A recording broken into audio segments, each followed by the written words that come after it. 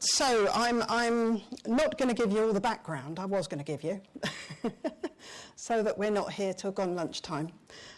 But just think a moment about foundations. I won't be using most of the PowerPoint, so I think we'll just leave that slide there. That's fine. It's different from the other one. That's all right. Something different to look at. Just think about foundations for a moment. I mean, Stephen and I lived in East Anglia for the majority of our married life, and we lived in an area in Billericay where if you wanted to build a house, it was clay soil. There was massive subsidence issues. You had to have pile drivers. And in the road where we lived, it had all been post-war bungalows that were gradually knocked down and houses would be built. And as the houses are being built, you would hear thump, thump, thump. Do you have any idea what I'm talking about? A few people do, good. Believe me, it's noisy. This thump, thump, thump, as they are sinking these huge piles into the ground to ensure the building stays up when the clay dries out and cracks, because otherwise your building starts going lopsided. We then move up to Norfolk, and I travel over to Cambridgeshire, which is the fens of Cambridgeshire are largely reclaimed land. And I probably told you about a Baptist church I visited before in a place called Prick Willow, which when it was built in the 19th century had steps going up to it. I was told it now has a slope going down to it. I said, "You serious?" Yes. And that village is sinking by something like 1 centimetre a year. But people still buy houses there. I don't get that. You know, foundations truly matter, don't they? They matter to make a building square and true. And some of you probably live in houses where your walls aren't square.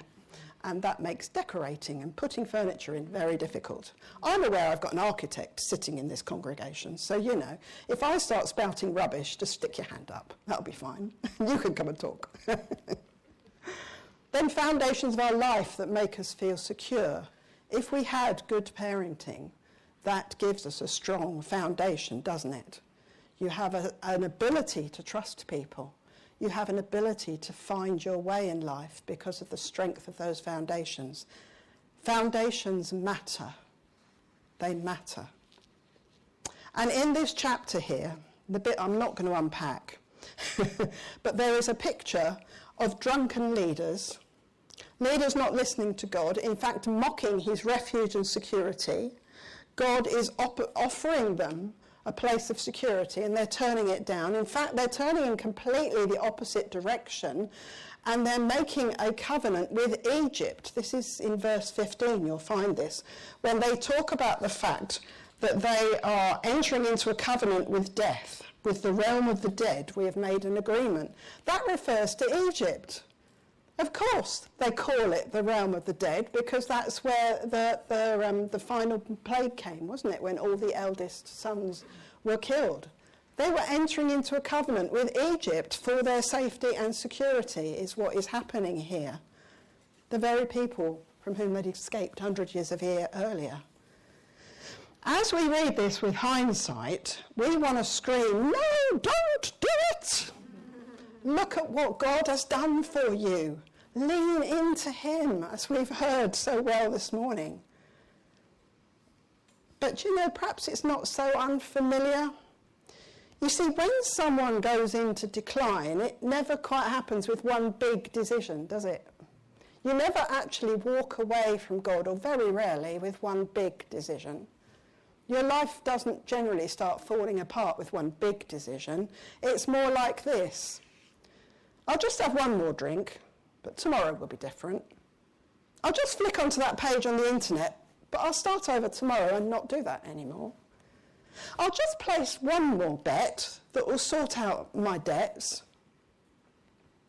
I'll just have a coffee with that attractive woman or that really appealing guy. I'll be a bit late home, but that doesn't matter. Pastor of a church. I'll just borrow from the petty cash because I'm short of money for food this week. Nobody will mind. I'll just skip that meeting with a friend who would ask me direct and awkward questions because there isn't really anything I need to talk about, is there? That's where it starts, isn't it? With each of those tiny steps. If we consider the former Prince Andrew right now and the mess his life is in, it didn't start with a big decision. It started with a myriad of little ones that have led to the mess he's now in now, and others. Then in verse 16, God says, okay, you're doing all this lot. He's so patient, our God. And he says, God's solution for both us and Israel, I will skip forward.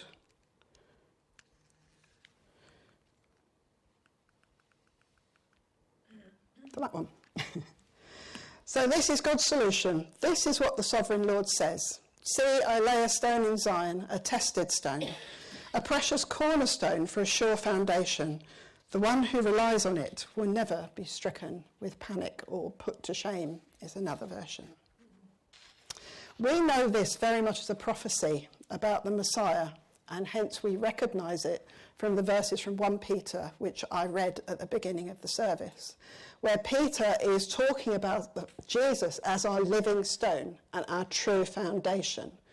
And so Peter refers back to these verses in Isaiah to say, this is what Isaiah was talking about. The coming Messiah is what these verses refer to. The sovereign Lord is going to bring a precious cornerstone for a sure foundation. Jesus, we know that as our Messiah. The Lord has called people to faith again and again. And if they had believed in faith, then his holy place, his sanctuary, would be a refuge for them. The altar of God, the temple, should have been a refuge for people.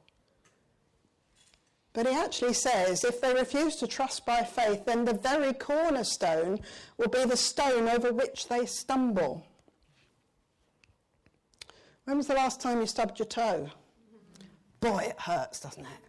There's a lot of nerve endings on the end of our toes. It's such a painful thing. So this imagery of stumbling over the very cornerstone, the very stone that should be the security and the place of safety, it doesn't just physically hurt, it hurts you spiritually. And Paul quotes it in Romans 9. See, I lay in Zion a stone that causes people to stumble and a rock that makes them fall. A precious cornerstone for a sure foundation. So this cornerstone that Isaiah is prophesying about can be your refuge or your security and your place on which to build life, but it can also be the stumbling block, the thing that can get in the way. Well, why is that? Why does it become a stumbling block? Because actually it sets up a true plumb line.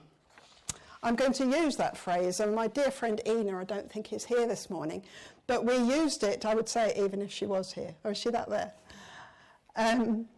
We used it during Kintsugi at some point, and she had this puzzled look on her face, and she goes, plumb line. And light dawned on me as to what I'd said, because she's like, plum, that's a fruit. And maybe you Spanish people are having the same problem with the phrase. And then we go, it's plumb line. As in, the Latin word for lead. And I meant to get yours from the shed, but we never got round to it, did we? And so in building and in carpentry and various things, you have a lump of lead on a piece of string, and that will always fall true. Always, because of the weight of the lead. If you want to check that something is straight, the plumb line gives that measure. And so in life, we talk about having a plumb line against which we measure where we're at. Our cornerstone needs to be a plumb line, a barometer, a thermometer, whatever image works for you, really. Something that tells you, is your life on firm foundations or not? Tells you whether the building of your life is true or safe. Where do you gain your information against which you judge what is right, what to do, how to be, and the decisions you make? Where do you get that information? Where do you gain that knowledge? How do you absorb that knowledge? What is your plumb line? Your cornerstone, your foundation? Is it from parents, good friends, social media, self-help books, podcasts, celebrities, tradition? The list goes on, doesn't it? And what do we fill the majority of our time with? If you're anything like me, it's not actually reading the Bible. Let's be honest here. It's not actually reading the Bible, is it? Not the majority of the time. If one of you does mostly read the Bible, I think you should be up here preaching and not me, by the way. You see, this cornerstone concept, there are two ways of looking at it, apparently. It says, I lay a stone in Zion, in the NIV. But that can be translated as laying a stone. One is passive, one is active. I got very buried when I was reading about this, by the way. And it can be taken both ways. I am laying a stone is like a foundation stone. The foundation stone that sits at the corner to ensure the two walls coming together will be true and secure. Can you give me a nod if I'm right? Thank you. I am laying a stone. Would interpret that as it's a foundation stone, first thing laid. I lay a stone is the more passive sense, and this would refer to a top stone or a capstone, which is the final thing you put on a building when it is all true and secure. It's the final thing. It's the thing that finishes it off. Now, in building terms, you can't use that term both ways. They're two completely different things. But isn't God amazing that we can take it both ways? It doesn't actually matter. The scholars argue over which way these verses should be interpreted, and I'm not going to join them, except say, which one works better for you? I'm working on the basis of the foundation stone, probably because that's how I've always understood this verse. But for you, you may prefer to see Jesus as the capstone, the thing that demonstrates the building is true and right. So then, what is your foundation? Going back to that list that I mentioned, where do you get your building blocks from? Where do you get the things on which you know you are standing on solid ground? You see, if we actually turn to self-help books, social media, read stuff on the internet, do we know who wrote it? Do we know what their background is? Any post you see on the internet could have just been made up by anybody, quite literally. Wikipedia can just be altered. I could go in and alter a post on Wikipedia. How do you know something's true today? We don't. So it's becoming even more and more important that we know that Jesus is our foundation stone, that God is our cornerstone, that God is the one that will cause us to stub our toe if we go out of line because we've bashed up against his cornerstone. So how do we know? Still, how do we know? Because it comes back to knowing who God is. Yes, we've got the Bible, the Word of God. We've got the Ten Commandments. We've got the Sermon on the Mount. You know, there's such a lot of great stuff in there. But who is God? My theology lecturer used to say, if God, so what? So if God is X, Y, Z, what does that mean for your decision, for your life, for how you live? If God is this, so what are you going to do about it? I found it such a helpful little phrase, actually. If God is this, so what? So who is God? My goodness, I could talk about the whole Bible, couldn't I? Who is God? But my brain actually went to the fruit of the Spirit on this occasion, because I thought this is quite an easy thing for us to hold on to. Who is God? Well, his Spirit, apparently, is love, joy, peace, patience, kindness, goodness, faithfulness, gentleness, and self-control. This is God's DNA.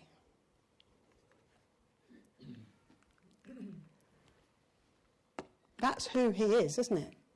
If we're supposed to walk in that fruit of the Spirit, that must be who God is. That strikes me as a very good plumb line, a very good barometer, a very good example of the cornerstone.